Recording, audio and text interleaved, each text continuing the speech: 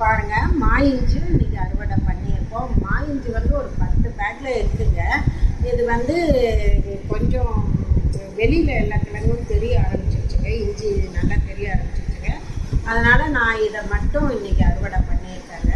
போன வருஷம் நான் பல பேருக்கு இதை வந்து கொடுத்து ஷேர் பண்ணியிருந்தேங்க. இப்போ வந்து இன்னும் நிறைய பேக்கில் இருக்குது. அதெல்லாம் நம்ம அப்புறம் அறுவடை பண்ணிக்கலாம். இதை பாருங்கள், ஒரு பேக்லேருந்து கிடைச்ச இது இஞ்சிங்க, மாயிஞ்சிங்க. இந்த மாங்காவுடைய ருசியும் வாசனையும் இதுலேயும் இருக்குங்க.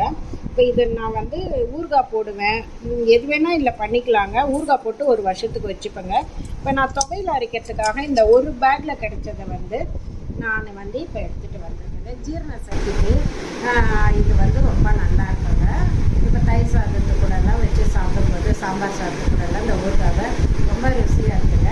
இல்லை துவையிலும் பண்ணலாங்க. இன்றைக்கி நான் வந்து இதில் துவையில் பண்ணலாங்க.